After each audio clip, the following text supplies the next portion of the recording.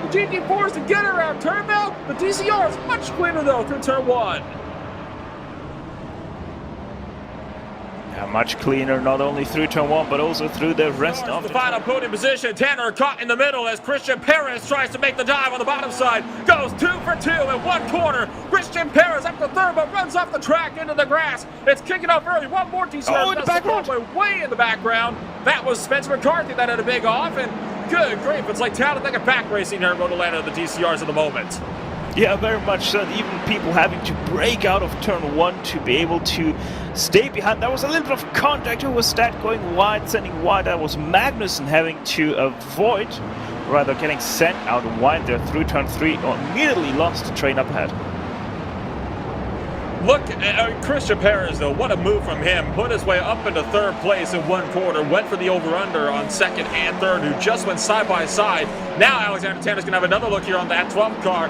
Or Tanner's going to be on the offensive here from Ollie Peacock, who goes down his inside of that number 8 machine. So it's all kicking off here very, very early in the final 30 minutes of action tonight. Peacock's just going to barely get clear of Alexander Tanner, who is going to be right on his tail all the way in the run down to that turn 10 chicane. And also, you might have seen the smoke kicked up outside of turn 5. That was Guillaume Salomon, who had a self-spin through there, and nothing really to report there. And now side by side, Tanner once again trying to fend off Peacock. Peacock trying the inside. Look at Magnussen with a lunge down the outside, trying to fight it around Peacock, but no dice for the blank number 15 car, who has to slot back in line. You really cannot make a lunge like that around the outside of turn 10. Really not going to play out for you all too well. So we're single file out now, this time not so much 3-wide action, and nobody's skirting off into the grass this time either for your TCR field. I think now things are going to sort of start to kind of fizzle on out as we watch things start to get more into the rhythm of things. Well, you see that once again side by side here for 8th place, I think that is, in the TCRs. But Magnussen able to keep that place still in his hands. Got his way through. So you got all these battles you're picking up at the same time. Here is Freitish trying to once again get back past Alexander Tanner. You've got Crisp as well in the midst of things as well. I mean, there's so much to look at here at the moment. There goes the GT4 down the inside. Alexander Tanner is just going to barely kind of get ahead here. There's so much going on in one position here on this track.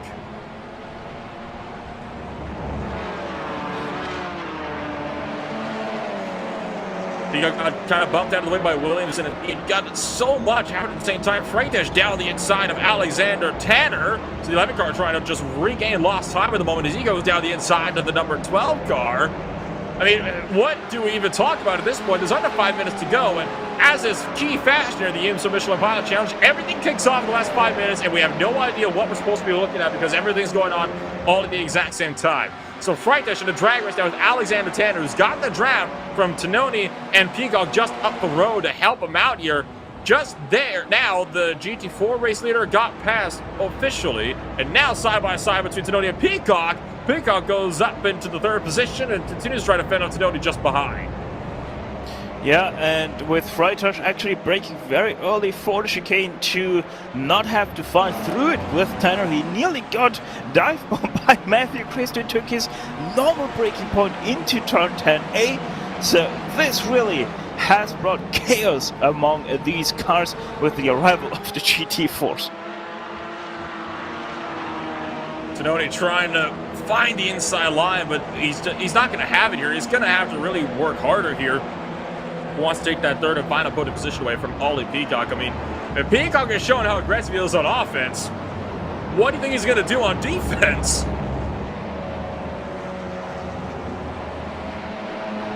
And on top of this, you still got more GT4 traffic that's going to work this way through as well. You got the battle for 4th and 3rd, McCulley and Janey now. Short one, something did happen to Alvarez. Of course, it's way too late at this point to kind of go back and take a look through with all that we had to go look around. There's just no way we could really cover everything, just a short mention, unfortunately.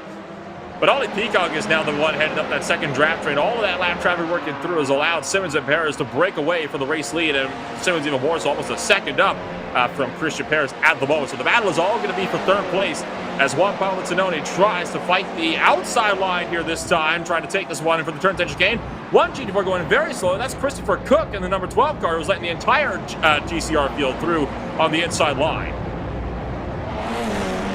Oh, Peacock's going to try to get the spot back from Tononi. Side by side, almost through 12. Decides to think better of it. And Alexander Tanner's right in the mix as well. Now, Tanner's going to go on the offensive here, try to get around Peacock, who holds the inside line for turn 1. All of that side by side is already allowing Tononi to start to break away more and more. It's about to be all sorts of chaotic here with just 1 minute left in this race. This is the estimated, last lap as well. I mean, you got the GT4s that are potentially on the final lap with just 50 seconds to go. We'll have to keep our eyes on that, see where things are at as things get closer and closer to that start-finish line. The battle for this position here at TCR is just picking up even more. Yeah, and we even had a major crash in the GT4s. That's why we saw